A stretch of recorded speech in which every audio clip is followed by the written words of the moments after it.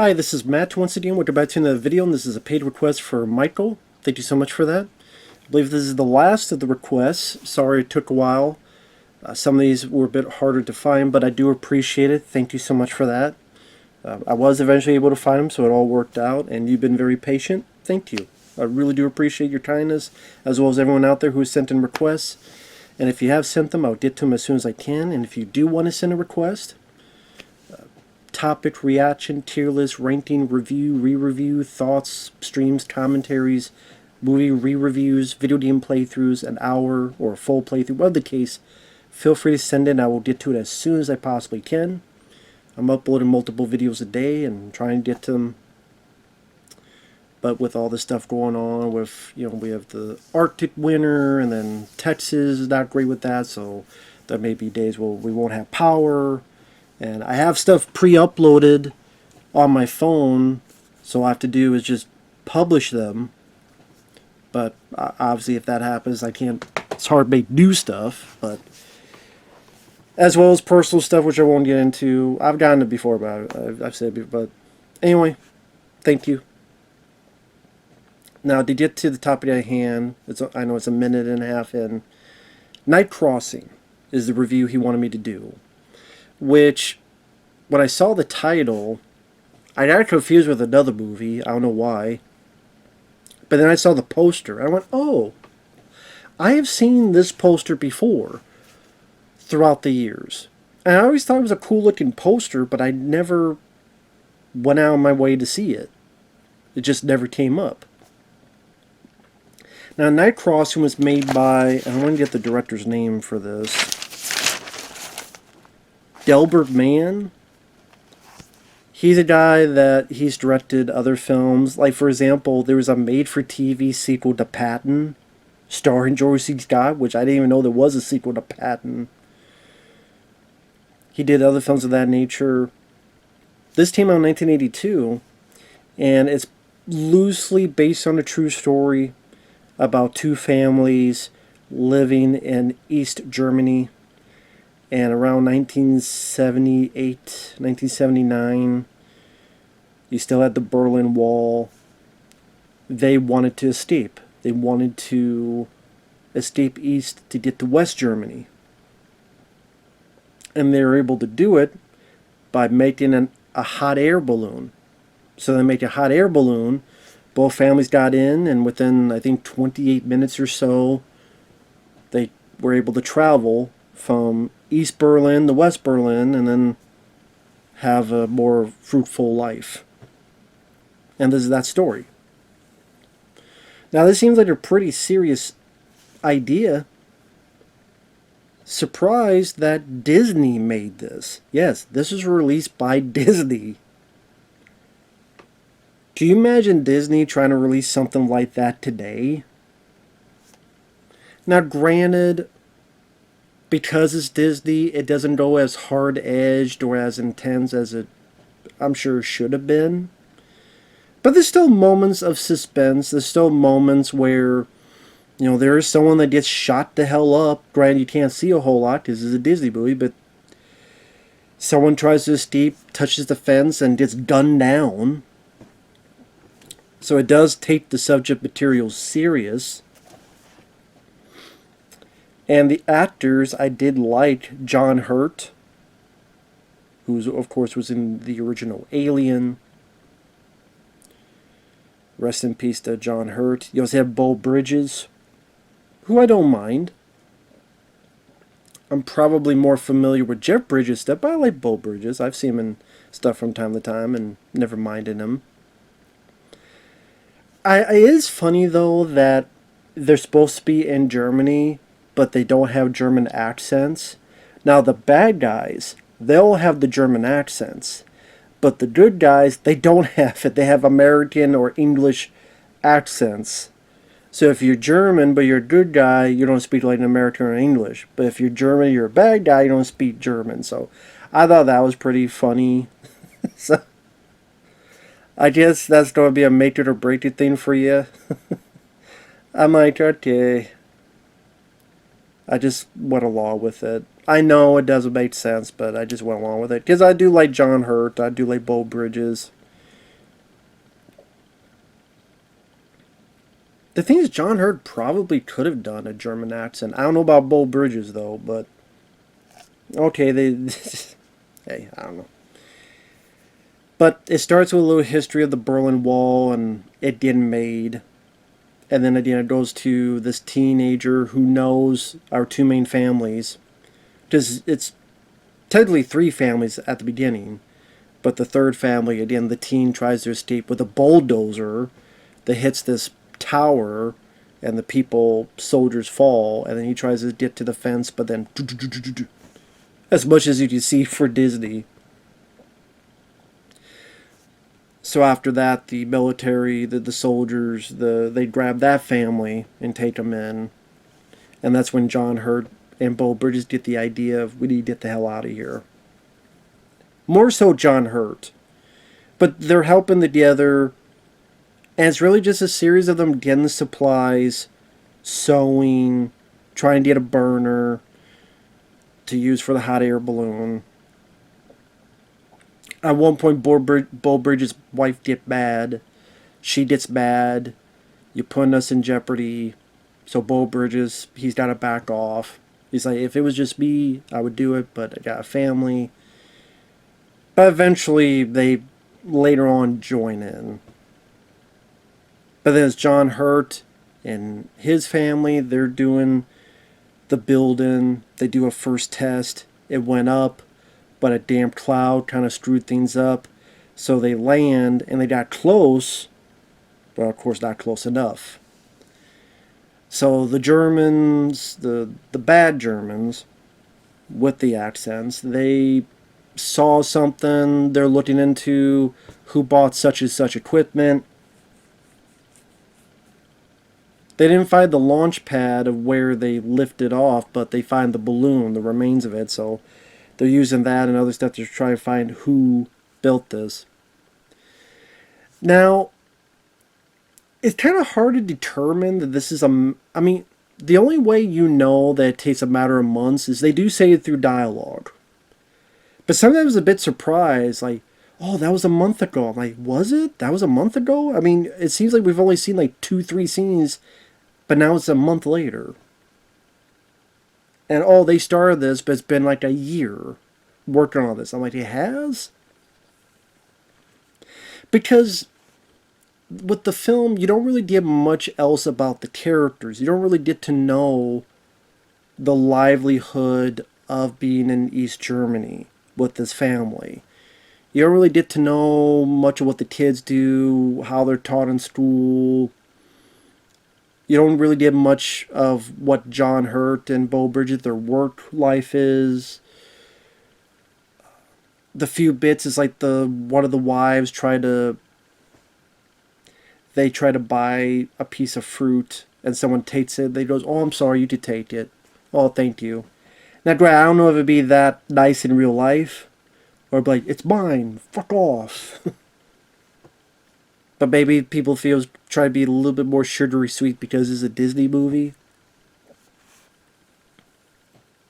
But that's the thing, like, you never really get much else of the livelihood of these people other than working on this. Even at the very beginning, I mean, it's very brief of the families know each other. John Hurt picked up his kid, his boy, and his wife. But yeah, they say you don't have a whole lot of other types of conversations other than we need to get out of here, we need to get out of here, let's get this, build this, get out of here. So because of that, it kind of feels as if kind of repetitious, kind of the same old, same old. Although again, there are some decent bits of suspense. Granted, if you know the story, you know they don't get caught, but you know, I think it's helped by, in particular, John Hurt. John Hurt is a great actor. He was a great actor. He really, I thought, sells the intensity of the situation and really wanting to get his family safe. And I don't mind the film. Let me say, at the end of the day, I don't mind the film. I thought it was an interesting enough film. I like the actors. I like the score. The score is by Jerry Goldsmith. And I when I watched the film, I then went to see if there were any other reviews, and there was a Siskel and Ebert, which they gave it 2 thumbs down, which I do disagree with. And they're like, oh, it's... I mean, the scene they made fun of is a scene I actually rather liked, where it's after the first failed attempt, and John Hurt feels like he disappointed his family, he failed his family, and one of his kids is like, well, I mean, we got close though, right? Yeah, but not close enough. Yeah, but if we do this and if we do that and blah blah blah, if we try again, and the way John Hurt is looking at his kid, and like hugs his kid, and I guess Siskel and Ebert thought it was too cornball, and I'm like, no, I mean, I think that was heartwarming. I think that's what a lot of audiences would like to see. That raw spirit of not giving up, which is the intention of the movie. I think John Hurt does a good job. I don't think the kids did a bad job. I know Siskel and Ebert made fun of, they say papa and mama. I mean, it didn't bother me as much, guys. I'm sorry, dudes. Didn't bother me as much as it did you. And they kind of made fun of the music. I thought the music was really good. But again, it's Jerry Goldsmith. Made sense. And I love Jerry Goldsmith. One of my favorite composers. He did the first 3 Rambo films. He did Runaway with Tom Selleck. He did The Mummy. He did Air Force One. He did Leviathan. He did Star Trek the Motion Picture. So many great stuff. Alien. But it's just that because we don't get to know much about the family other than this, it kind of dragged a little bit. So it kind of became an alright movie. Like, kind of forgettable movie, but an alright film. Like, I liked it because of the actors and the story, but it did feel like when I say it's a nice story, meaning, it's nice that a family was able to use this interesting, off-the-wall idea to escape. I just don't know if there's enough there for a full film. This feels like something that would be maybe an episode of, what was that Steven Spielberg show? Amazing Stories. This feels like there was enough for an episode of a show for what they did here. Now, if you wanted to flourish the characters and make them a bit more three-dimensional and their background and the hardship of what's going on in East Germany and show a bit more of the backstory of what's going on and things of that nature, then maybe you could justify the length of it, but it's... Family we know, their son died. Grab the stuff, sew the stuff, make the stuff. First test failed. Doing a second test. Well, the second is going to be make or break. Beau Bridges and the wife change their mind. They help out. And then when they get on the hot air balloon, other than the fact that there's one bit that it catches on fire and they fire extinguish it, it kind of just... There's really not much to talk about. They get in a hot air balloon. They float. You see the Germans, the bad Germans, doing stuff, but not really much to affect our characters because of the logistics of it. If they saw it or they got close to it, they could just shoot the balloon down or do other things that did happen in real life that didn't happen in the movie. So there wasn't really a whole lot of close calls or suspense because of that. Now, I think there were some decent suspense bits earlier in the film, but at the end, where it should really be tense, it's just like, okay, they're in the balloon, cool. Going across, cool. A little bit steered, okay, understandable. They land, cool.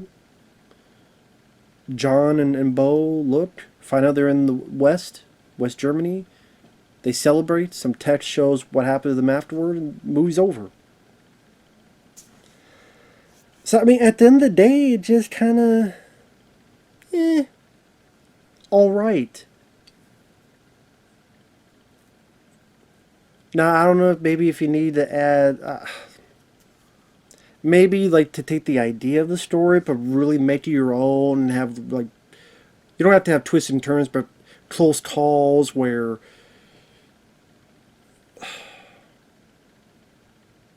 they're shooting at the balloon and they're trying to patch up the balloon and trying to, this almost not tug of war, but this back and forth where they're trying to protect the balloon but trying not to get shot, and or maybe a bit where they're crossing by and there's a tower and the guards looking the wrong way and they're tensing to see if the guy will turn around in time, or by the luck of God they pass by, or which may be again cliche, or I don't know. It just in a weird way, I just don't think there was much there to make a full length movie out of. And the finale just kind of, eh. But that's what I mean. It's maybe this is a movie. Maybe this is an idea, a story that would work better as just hearing about the story and less so as a movie. Or do you maybe take the best bits and shorten it to an episode of a TV show?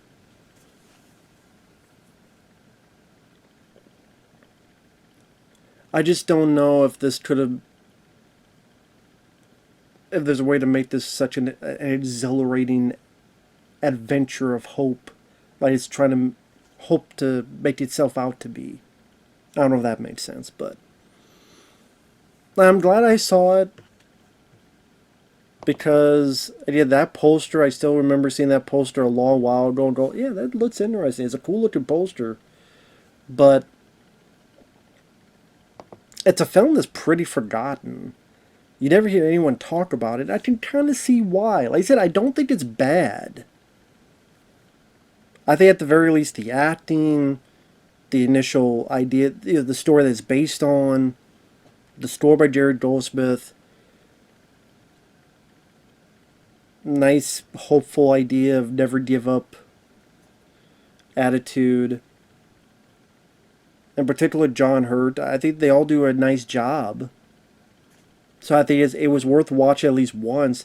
I don't think I would ever watch it again, though.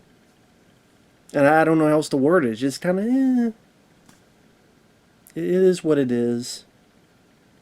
I would never see it again, but, I'm glad I saw it once.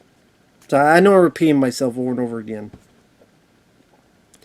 But it's kind of like, it's a lengthy film, a little less than 2 hours, but I don't think it needed to be that long, and in a weird way, it felt like not a whole lot happened, in a way. But still, nice to at least know a little bit about the real life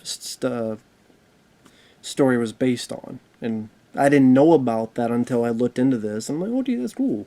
Someone is deep with a hot air balloon.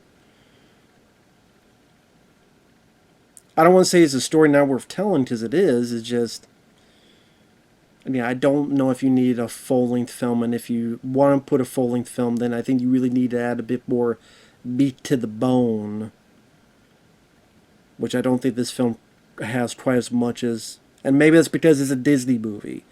Maybe if this wasn't a Disney movie and it was another studio controlling this idea, then maybe you could have been more willing to see a bit more impact that the story deserves. But, that's just me. But that said, thanks for watching. Take care. We'll see you guys later. Bye-bye.